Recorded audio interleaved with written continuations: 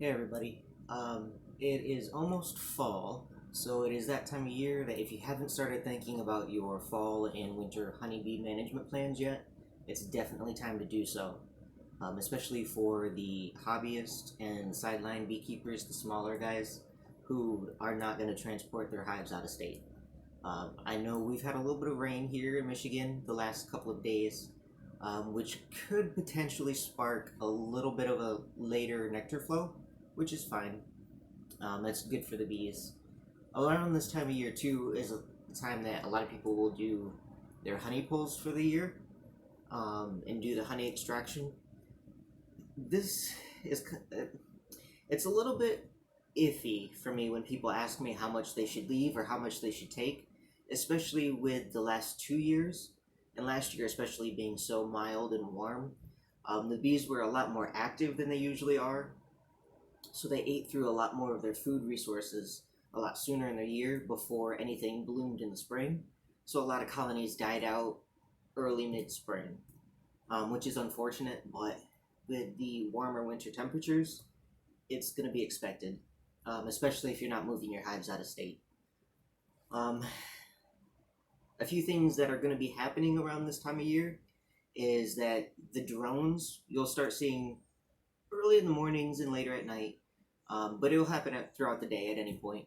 A lot of drones and bees will be crawling on the ground in front of your hive, and that's the worker bees, the girls kicking them out of the hive because the drones, the male bees, really don't do much for the production of the hive. Their only purpose really is to pass on the genetics and mix with different queens. So they really just hang out and eat.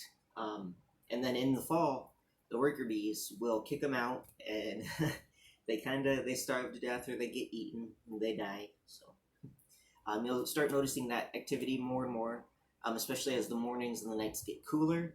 That signals to the bees that it's time to start moving. The queen's egg laying will also slow down during this time. Especially if you've had a really good colony that's booming all year, it's been growing really great, and then in the fall you notice it's just not growing anymore or that it shrunk quite a bit. As long as it's not a drastic shrink where you think there may have been a pesticide issue or some kind of pest, a good probability is that the queen's laying cycle is slowing down, which she will do going from about the start of fall. As soon as things start getting cool, throughout winter, her egg laying will slow down quite a bit. And one thing that a lot of people don't quite realize or don't really think to ask is that the queen does continue to lay throughout winter. Her egg laying is very, very slow and very protected, very close together with the food resources and with the bees, with the small amount of energy and resources they have. It's very low. And winter bees usually live a little bit longer than summer bees. One, because they're not out being active, using their energy, being attacked, and that kind of thing. And two, their biology is actually a little bit different. The winter bees will store more fat in their bodies and their cells, and allow them to make it a little bit longer through winter, and that's how they can survive those really cold temperatures. They group up and they rotate inwards like penguins do, and they share body heat and food resources that way. So, uh, with the honey harvest, I typically recommend if you have a hive that's one brood box deep and one honey super deep, leave it. Especially if it's your first year beekeeping, let the bees have that resources for the full winter so you go through a full cycle and you understand how much your bees will be expected to go through in the winter. If that's all you have, just let the bees have it. If you have a couple of brood boxes and honey supers together, I recommend that each brood box weigh at least around,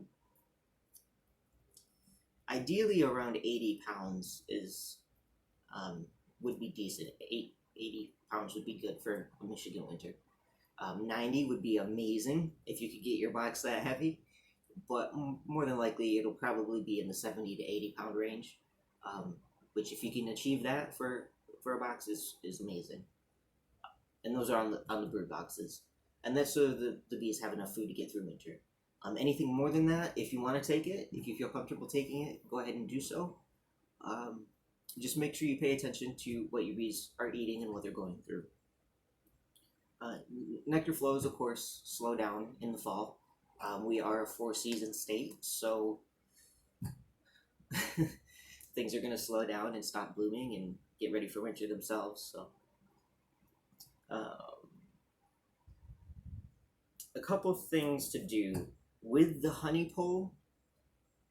If you do want to go ahead and pull all of your honey, or if it is your first year and you want to pull your honey anyway, one thing that you can do to supplement that to help ensure that your bees make it through winter is to feed them a sugar syrup mixture, and I would also recommend a pollen patty mixture of some sort as well, a protein supplement for them. A really good one that I like to use. There's three different mixtures that I like to use. There's a 3-to-1 sugar syrup, a 2-to-1 sugar syrup, and a 1-to-1 sugar syrup. Which is 1 cup of water to 1. I do about a cup of. There's about 1 cup of water to 1 pound of sugar, or so. Because when I make my batches in the containers that I make them in, it averages out to be about 13 pounds of sugar and about 10, maybe about 8 pounds of water or so. So it averages about a 2-to-1 most of the time.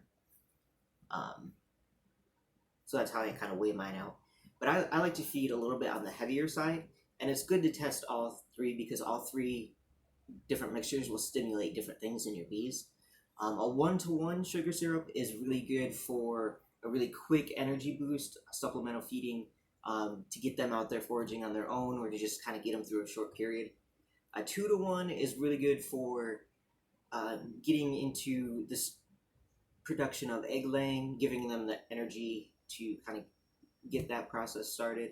And then the 3-to-1 is really good. I like to give them that in the fall to make sure they pack in really thick, dense resources already that don't quite take as long to dry out. And when they do dry out, it's a bigger return on the reward for the bees. So if you do it, I would start with, if you do take all the honey, as soon as you take it, start with a 3-to-1 sugar syrup.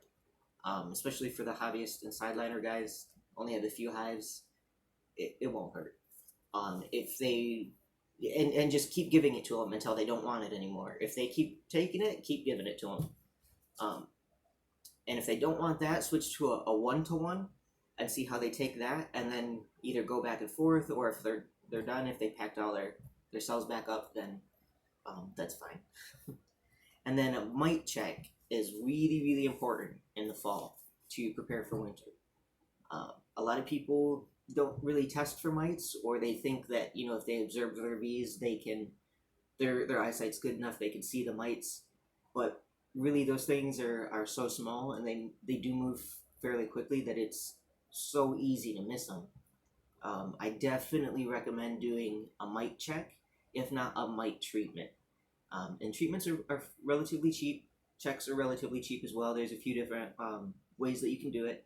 A good cheap one is the powdered sugar roll, where you take about half a cup of bees and kind of put them in a container of powdered sugar, or there's another powder that I can't quite remember. I think it's a mica-based powder that you can use as well, and kind of shake it up, get the bees all dusty. When they clean themselves off, so they'll clean the mites off as well, and then you can see the mite count that way.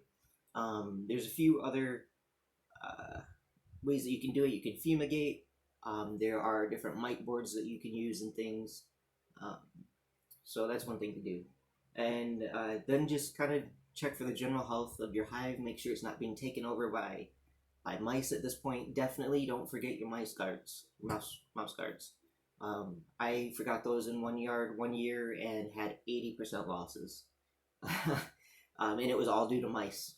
Pests got in there, they ate all the honey, they built nests, and the bees just starved because the mice took the food. So don't forget that, super important. Yeah, if you have any questions, let me know. If there's anything specific that you want to know about relative to your hive, let me know and we'll figure it out.